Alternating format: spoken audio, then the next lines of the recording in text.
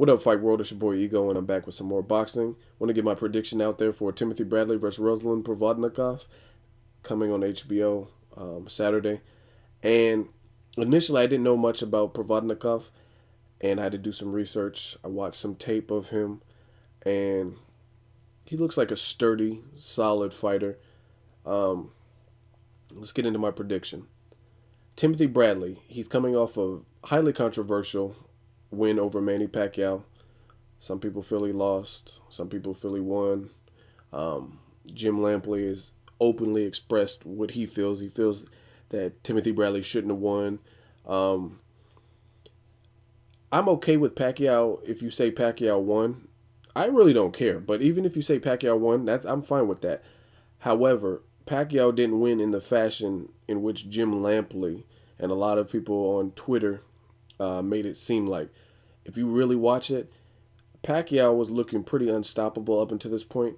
Timothy Bradley was definitely a game opponent and caused Pacquiao to miss a lot more and look a lot worse than he has in recent times. I really only watched that fight literally one time. It's a fight that I didn't care to see. And again, I was doing some traveling, so I didn't get to see that fight live at the time of. I had to watch it when I got back. And again, it wasn't a fight that was that entertaining to me. I expected so much more from the fight. Timothy Bradley hurt his ankles, and Pacquiao seemed like he was taking breaks in between the rounds and trying to flurry the last like 45 seconds of the round and different things. So I never really went back to watch it. From initial view, I think I had Pacquiao up, but it was a lot closer than I think a lot of people made it out to be. Again, Bradley did a lot of good things, and especially if you consider the fact that Manny Pacquiao is the champion, or he was the champion at the time before the decision, and you were supposed to be the superior athlete, Manny Pacquiao. He was the one that was expected to win. He was the favorite, and he's the one with the incredible speed. And everyone talks about how Timothy Bradley has no power, and Pacquiao is going to knock him out. After the fight, Timothy Bradley looked virtually like spotless. It didn't look like he took any punishment at all, um, besides his ankles or whatever was wrong with that. And that was caused by him trying to duck punches. He rolled his ankle or whatever. Um, So you got to give Bradley credit for that because he was supposed to let the fans tell it before that fight. He was supposed to get knocked out, and he lasted all 12 rounds. He got buzzed earlier in the fight, and the thing why I feel Pacquiao was definitely elevated and overrated, overhyped, I guess you could say. Um, Great fighter, but he's more of an athlete than a pure boxer. He's just somebody that overwhelms people with power, angles, speed, and footwork. He has good footwork. And people take that into consideration. I've always felt Marquez was a better boxer than Pacquiao. Um, and it was apparent in the Timothy Bradley. Again, Bradley did a lot of good things. And if you have your man hurt earlier in the fight and you're supposed to be the faster, bigger, stronger, let's not forget Bradley dominated the 140-pound division and came up in weight to fight Pacquiao at 147. And he held his own, lasted the whole duration, didn't get knocked out. Um, that goes to show you something about Bradley's tenacity. And if anything, I think most people will agree that Bradley stole a lot of the championship rounds. So Pacquiao, being the champion, being the seasoned person who's been at that high level of gameplay more often, he's fought Cottos and Margaritos and Colati, Mosley's. He's been at that level with top competition for longer. The championship round should be his specialty. That's where he should come alive. Um, and I don't think Pacquiao did that. If anything, it looked like he let off the gas on some of the championship rounds. So it's a toss up. I got to watch the fight again. It was, I don't know, I expected more, but either way, Bradley held his own. Pacquiao did what he did. And the crazy part about it is a lot of people complained about the Pacquiao Bradley fight and saying the wrong person won. Yet Bradley was open for the rematch, and Pacquiao was like, "Oh no, I'm going to fight Marquez for the fourth time." So I never understood that. To me, if Bradley was an easy win, and I think after at the post fight conference, Pacquiao said he didn't feel Bradley's punches or anything. then why would you take the Marquez fight that we've already seen 4 times and eventually get knocked out in that fight, but you're not going to get your belt back, and you're fighting Marquez, who's a challenging opponent, who's going to generate more money. However, there's no belt involved by fighting Marquez, and then again you eventually got knocked out. So I never understood that move. Pacquiao was saying, "I have nothing to prove to Bradley," and blah blah blah. But prove it to your fans, prove it to the world that it was a fluke. And I think most other fighters probably would have done that, money or not, because I mean there would be. I don't care what anyone said. There would be money because the person that stole your belt has your belt. People would want to see what you do in a rematch. I mean, I know I do. I would want to see, like, damn, what Pacquiao are we going to get? Are we going to get, like, the old school Pacquiao and he's going to run through Bradley now? So I don't know why they said there would be no money in a Bradley rematch. Oh, the people already seen I won, but you still lost your belt in the process. I just don't understand that. I'm getting off topic. Bradley versus Provodnikov. Did do some tape. I watched Provodnikov. I don't see Provodnikov having enough skill, technical skill, to deal with someone like Bradley. Timothy Bradley is very underrated with what he does, his resume. Pretty much everything about Timothy Bradley is pretty much underrated. A lot of people just kind of point out the obvious. Oh, he comes in with his head, and some people say he fights dirty and he has no punching power. You can state all that, but obviously there's something he's doing right because he's facing great competition. He's fought Kendall Holtz. He's fought Lamont Peterson, and Pacquiao went the distance with Pacquiao when everyone thought he would get killed. He's obviously doing something right. And if someone could please explain to me, if Pacquiao didn't feel any of his power, and I'm not saying he's the hardest hitting person in the boxing world, but obviously he was doing something right.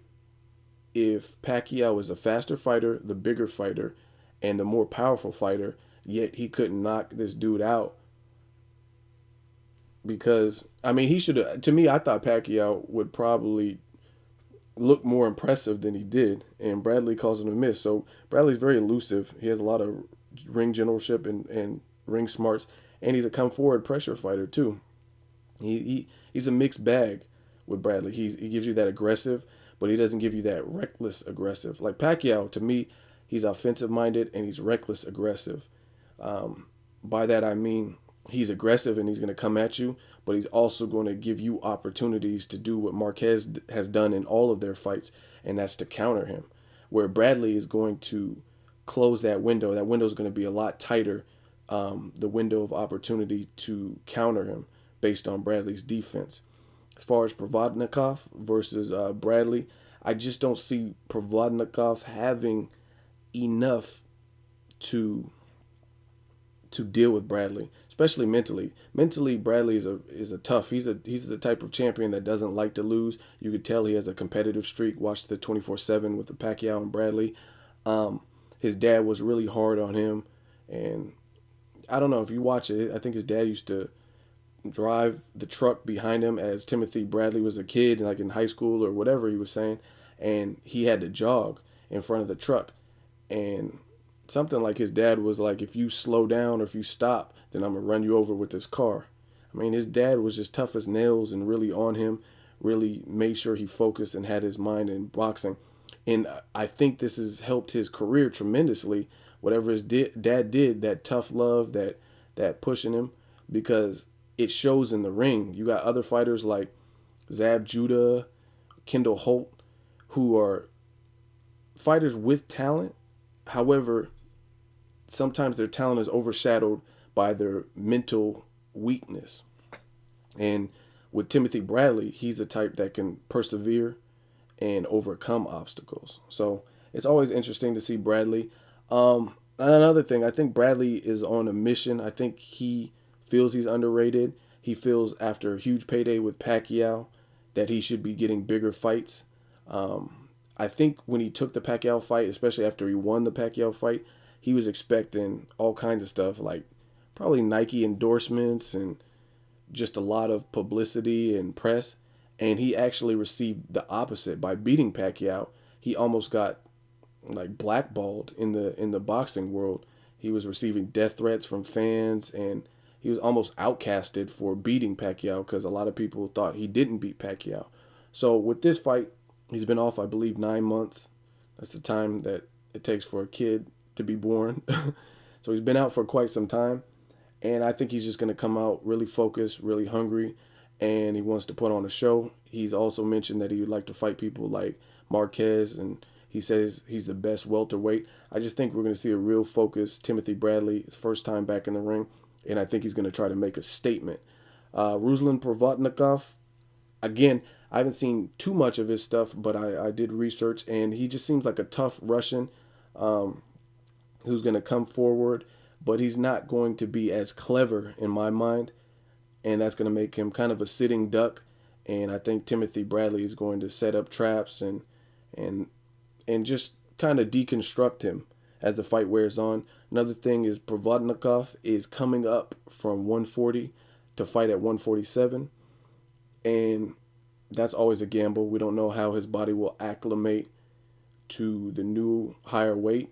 Could be good, could be worse, but I just don't see it. And last thing is Provodnikov is being trained by Freddie Roach, and Freddie Roach is not known for training a high level of defense in his fighters. And to beat a guy like Bradley, I think you would have to be very smart in the ring, and like you would have to be a fighter like Marquez, who's going to think before they throw shots or determine is that the right punch to throw at the right time and that kind of thing.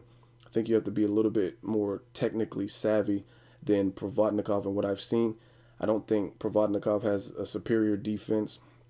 So ultimately, I see Timothy Bradley skating to a unanimous decision, possibly a late stoppage. He's not the hardest hitting fighter, but as you've seen in the Casamayor fight, don't get me wrong, Casamayor was not in his prime, but he was still stopped. I think maybe accumulation of punishment might cause a stoppage in rounds 9 or 10, like a TKO stoppage. If not, I see Timothy Bradley skating to a unanimous decision and moving on with his career, looking for bigger and better fights. I just don't see Provodnikov winning.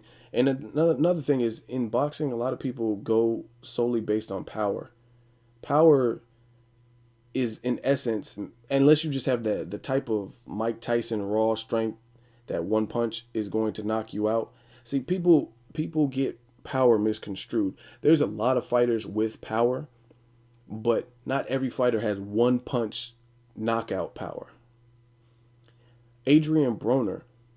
Adrian Broner is a powerful fighter. He's a fighter that has power, but I don't think he's necessarily a one punch unless he just nails the guy. But if against elite competition, I don't think he's going to necessarily all the time knock someone out with one punch. It's going to be the accumulation of different punches, or from him working the body and then going upstairs, and then working the body and then going upstairs, and they're dropping their guard, they're getting winded, they're getting tired, the body shots are taking its toll, and then that's where he starts picking them apart and knocking them out or stopping them in TKO fashion. So Ruslan Provodnikov, he's on a 5-win streak. He's only lost once, I believe.